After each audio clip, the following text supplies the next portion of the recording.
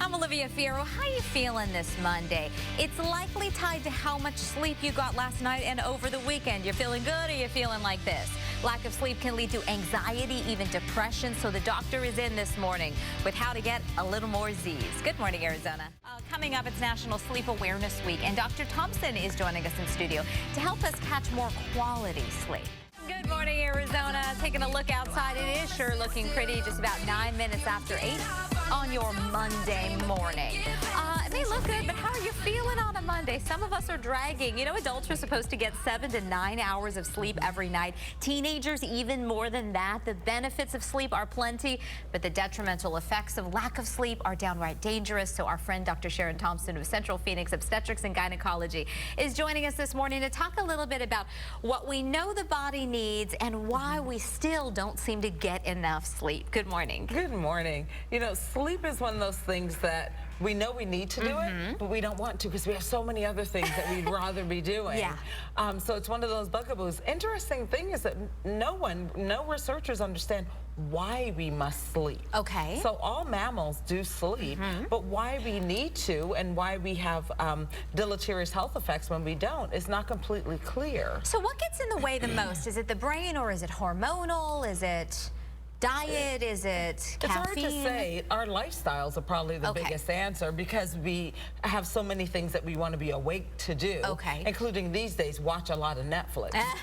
Yeah, let's blame Netflix, definitely. We know that the body recharges when we sleep. What else is happening while we're in that deep sleep? So we think that our memories are forming because we know that when folks are in situations where they have to learn a lot, new learning environments, they want to sleep more and they tend to dream more. Okay. So we think that sleep has something to do with helping the brain consolidate memories. But sleep is still a big mystery. Yeah.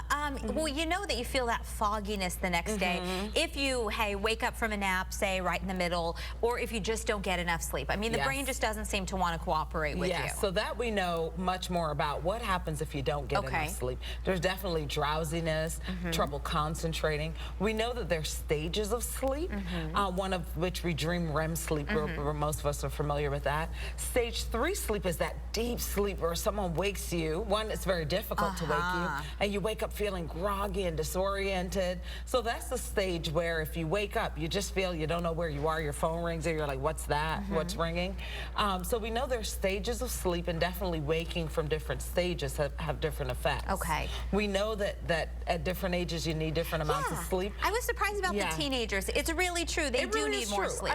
Younger people need more sleep. So infants sleep the most, toddlers need, teenagers. And the interesting thing about teenagers is not only do they need more sleep, but they actually are on a different cycle than the rest of us. Okay. Most teenagers would do better staying up later, which most parents notice that their teenagers want to stay up all night, and sleeping more during the day. In fact, there are some countries in South America and even in Europe where they have a staggered day.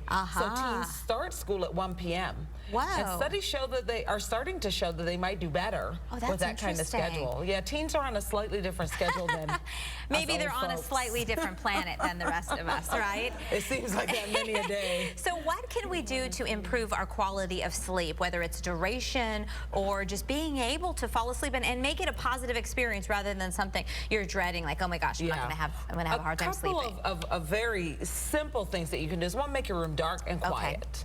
Oftentimes light, our bodies, we're like cats and dogs in a sense, in that we want to calm down at night when the sun goes down. We want to wake up when the sun comes up.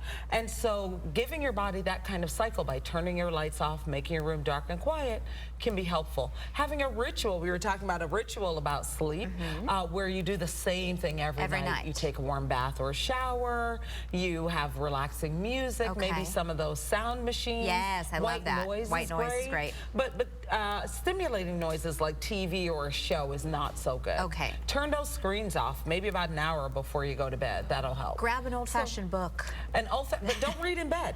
I'm doing it all wrong. Two things. Sleep in something else that we won't mention on a morning show. Dr. Thompson, all right. That's a whole other segment, okay? Thank you so much. Great to see you. We'll share more of this on AZ Family.